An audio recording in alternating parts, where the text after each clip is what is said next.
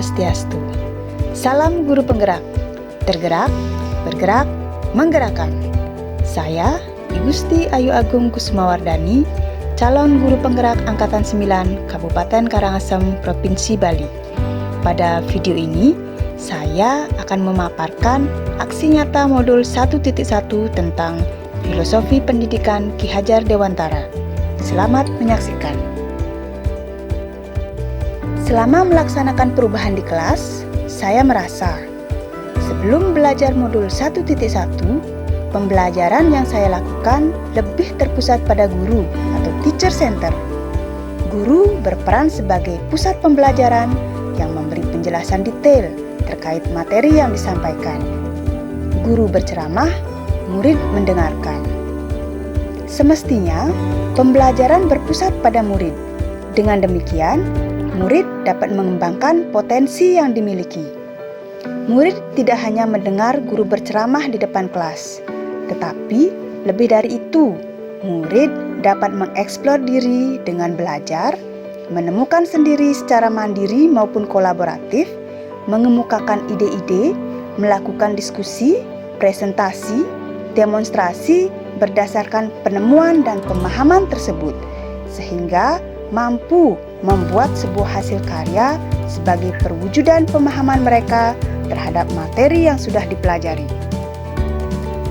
Dari modul 1.1, saya belajar bagaimana pemikiran Ki Hajar Dewantara yang sampai sekarang masih relevan dan digunakan sebagai acuan dalam pendidikan di Indonesia. Saya melakukan perbaikan-perbaikan dalam pembelajaran yang telah saya lakukan. Ki Hajar Dewantara menyampaikan bahwa pada hakikatnya pendidikan adalah menuntun anak untuk mencapai kodratnya dalam rangka mencapai keselamatan dan kebahagiaan, baik sebagai pribadi maupun anggota masyarakat. Hal tersebut dapat dicapai melalui pendidikan yang dalam implementasinya adalah pembelajaran yang berpusat pada murid. Ide dan gagasan yang timbul selama proses perubahan adalah: pertama, mengubah metode pembelajaran yang awalnya teacher center menjadi student center. Kedua, menerapkan nilai-nilai aktif, berani, jujur, mandiri, bertanggung jawab, dan kolaboratif. Ketiga, menciptakan lingkungan belajar yang menyenangkan dan berpusat pada murid. Ada beberapa kegiatan yang saya lakukan untuk aksi nyata praktek baik di kelas, yaitu: pertama, melakukan perencanaan.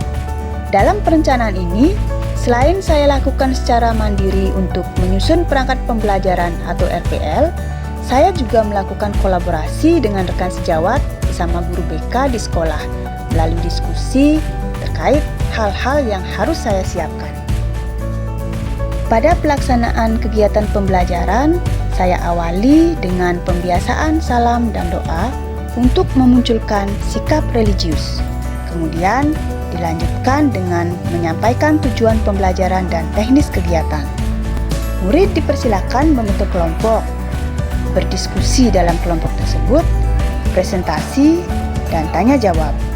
Pada kegiatan ini, murid diberi kesempatan secara aktif untuk menemukan secara mandiri, membuat kesimpulan, melakukan presentasi dan tanya jawab yang kesemuanya memfasilitasi pembelajaran yang berpusat pada murid.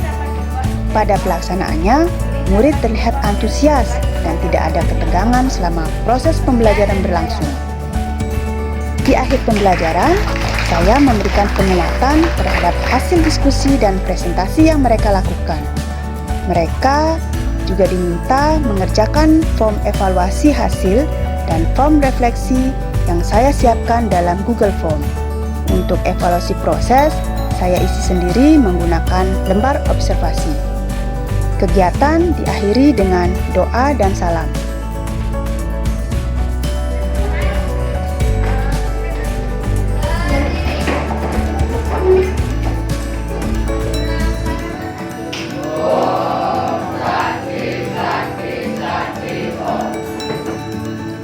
Dari pembelajaran yang sudah saya lakukan, saya melakukan refleksi yang menjadi tantangan dan solusi agar pembelajaran berikutnya lebih baik lagi.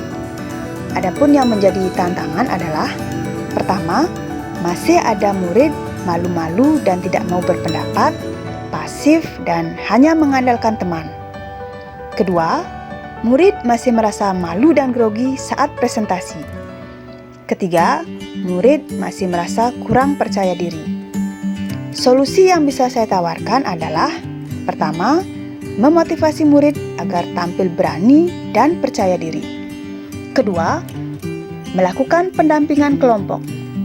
Ketiga, memberi kesempatan berpendapat kepada murid tanpa menghakimi atau mengeluarkan respon melemahkan. Keempat, memberi kesempatan presentasi secara bergiliran sesuai kesepakatan.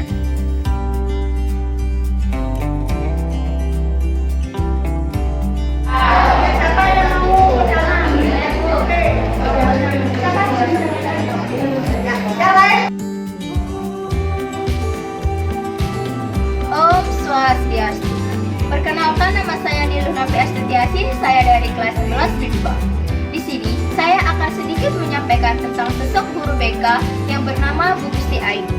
Beliau adalah sosok guru yang menyenangkan, humoris, dan selalu sigap menanggapi murid yang bermasalah. Di kelas, saya merasa diberi kebebasan untuk mengeluarkan pendapat saya dengan jujur tanpa merasa takut dan malu. Semoga Bu Gusti Ayu selalu mempertahankan hal-hal baik yang tadi saya sampaikan untuk SMA Negeri 3 Amblapura. Sekian yang dapat saya sampaikan. Terima kasih. Saya akhiri dengan Parama Santi. Om Santi Santi Santi. Baik, perkenalkan, nama saya Judi Arsana. Saya salah satu rekan kerja Bu Gusti Kusumawardhani. Kebetulan juga beliau saya ajak di bidang kesiswaan. Jadi beliau salah satu guru BK bimbingan konseling di SMA Negeri 3 Amblapura. Jadi beliau bisa dikatakan salah satu guru yang care dan juga dalam hal dengan siswa beliau sangat dekat dengan siswa. Jadi karena salah satu tugas juga guru BK bagaimana mengayomi dan juga memberikan konseling dalam pembinaan siswa, baik itu terkait dengan kenakalan remaja, mungkin kesulitan dalam belajar, dan juga terkait dengan bimbingan karir. Jadi beliau sangat memberikan pelayanan yang luar biasa kepada siswa kami di SMA 3, sehingga anak-anak itu merasa keberadaan guru BK itu sangat penting. Jadi kalau dulu mungkin keberadaan guru BK itu sangat ditakuti, tapi seiring perjalanan bahwasanya guru BK itu ternyata banyak hal yang didapatkan siswa. Jadi bisa sharing, bisa bimbingan, sehingga memberikan pengetahuan yang lebih kepada siswa terkait dengan karir mereka. Jadi selama ini luar biasa. Jadi Bu Gusti Kusumawardhani memberikan pelayanan yang luar biasa kepada siswa-siswi SMA 3 Amblapura, sehingga beliau dimanapun, mungkin beliau anak-anaknya sudah tamat, tetap rindu akan beliau. Tetap semangat Bu Gusti Kusumawardhani. Terima kasih.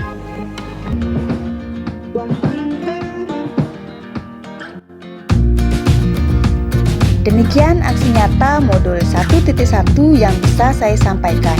Semoga bermanfaat bagi kita semua. Terima kasih. Om Santi Santi Santi.